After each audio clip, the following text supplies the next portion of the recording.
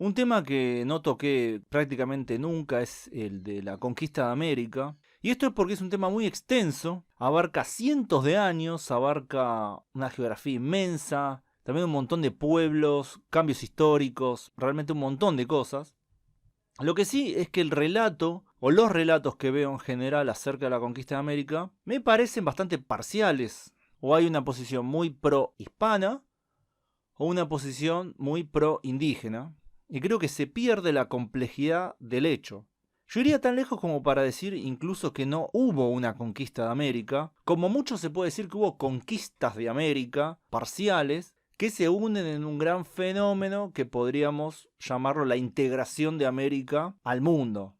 Porque los españoles no conquistaron toda América, los ingleses tampoco, las repúblicas que lo sucedieron fueron las que realmente terminan de conquistar el territorio, e incluso eso se podría poner en duda teniendo en cuenta las tribus aisladas. Bueno, si son aisladas nunca fueron conquistadas, por definición. Pero bueno, eso ya también tal vez sea una cuestión más anecdótica que otra cosa. El proceso de la conquista de América fue muy complejo. Cuando empecé a buscar información sobre el tema me di cuenta que no era parecido a lo que me habían dicho. Por ejemplo, tenemos que estaba el territorio del Chaco en la Argentina, bueno, abarca más que la Argentina, abarca partes de Bolivia, Paraguay y creo que incluso Brasil. Es un territorio geográfico donde habitaban muchas culturas.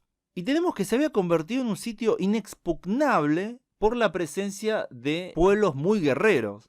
Los españoles habían intentado fundar una ciudad allí, que fue destruida totalmente por los que serían los guaycurúes. Hoy sus descendientes serían los com o tobas, los mocovíes, otros grupos étnicos de la zona. Pero un grupo que habitaba la zona, que habita hasta el día de hoy la zona, que es poco conocido, pero que tuvo un papel importante a la hora de moldear cómo fue el imperio español real, eran los chiriguanos. Y este grupo se había mantenido firme durante cientos de años frente a los españoles, pero incluso antes, ya que habían detenido el avance del imperio inca. Repiten lo mismo con los españoles.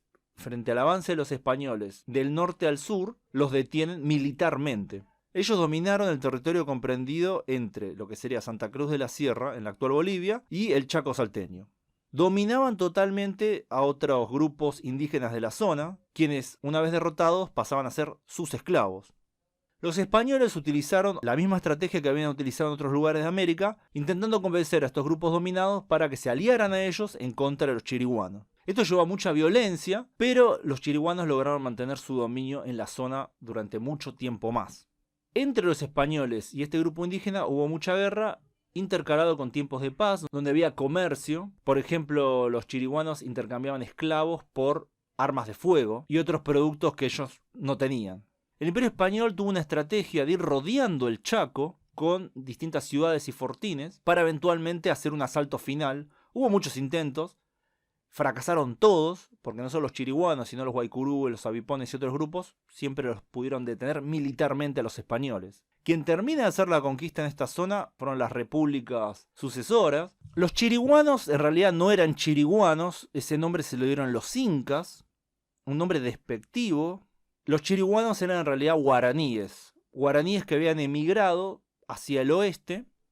No se sabe bien la razón de esa migración, hay varias hipótesis. Puede ser la búsqueda de nuevas tierras para el cultivo, puede ser la presión de otros grupos indígenas, o puede ser también esta búsqueda de la tierra sin mal, que era una parte de la cosmovisión religiosa de los guaraníes. Acá hay otra característica que me llamó la atención, que eran agricultores. Esta idea de que los grupos indígenas no cultivaban fuera de la zona andina, que eran todos salvajes y que iban de acá para allá. Bueno, eso es mentira, otra mentira más. Los guaraníes de esta zona cultivaban, tenían extensos cultivos, donde por ejemplo sembraban mandioca, zapallos, batatas y maíz. Como otras comunidades indígenas no tenían un liderazgo unificado, sino que más bien cada comunidad tenía su propio líder, a su vez se podían unir a la hora de la guerra. Había un solo líder unificado solo cuando había guerra. Una vez que la guerra pasaba, nuevamente cada comunidad tenía casi total independencia. Este cacique general de los chiriguanos a la hora de la guerra tenía el nombre de Tubichá Rubicá, no sé si lo pronuncié bien,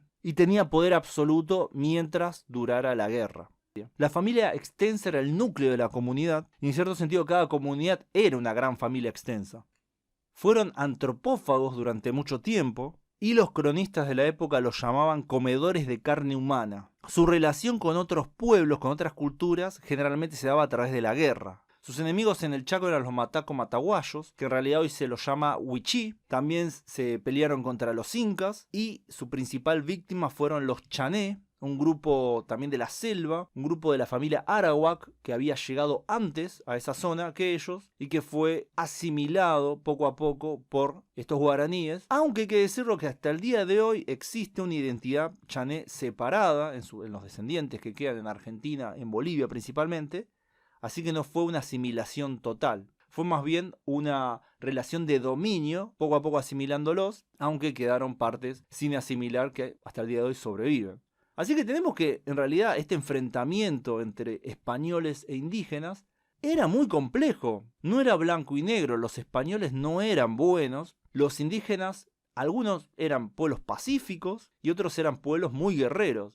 En este caso podemos ver que las grandes víctimas fueron los pueblos indígenas dominados tanto por los españoles como por otros grupos indígenas. Y lo que hicieron bien los españoles muy inteligentemente fue en general buscar aliarse a los indígenas que estaban sometidos a otros grupos indígenas para ir conquistando zona por zona. En este caso, esa estrategia no funcionó porque los chiriguanos fueron muy fuertes militarmente durante todo el Imperio Español. De hecho, los españoles jamás los conquistaron. Los que terminan de hacer la conquista fueron los argentinos y los bolivianos, ya las repúblicas, y no el imperio en sí.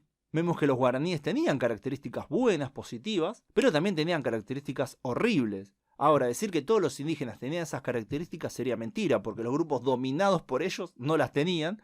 Lo que se puede ver entonces es un juego de poder, ver cómo algunos grupos indígenas tenían más poder que otros, ver cómo los españoles iban avanzando poco a poco donde podían, donde no podían, simplemente no avanzaban, y más bien intentaban rodear esa zona para eventualmente conquistarlo, cosa que tampoco hicieron. Así que bueno, quería empezar a hablar del tema de la conquista de América. Me pareció interesante hablar de este grupo indígena que existe hasta el día de hoy, sus descendientes, también existen los descendientes de los chané. Hay información acerca de ellos en internet si quieren buscarla, es interesante. Yo de hecho visité la zona y conocí tantos guaraníes como gente que se identifica como chané, gente muy buena onda la verdad. Ojalá algún día pueda volver. Así que bueno, este fue mi primer video tocando el tema, creo que fue mi primero exclusivamente hablando de la conquista de América. Seguramente voy a hacer más videos, ir detallándolo y bueno, también ir viendo los claroscuros de todo esto y no caer en los discursos simplistas que me parece que no sirven para nada. Así que bueno, gracias a todos por su tiempo y gracias especiales a quienes colaboran con el canal en Patreon, donde pueden acceder a contenido exclusivo además de aparecer en los agradecimientos de lo que este canal y mi otro canal, Megavisión Mundial. Nos vemos pronto, saludos.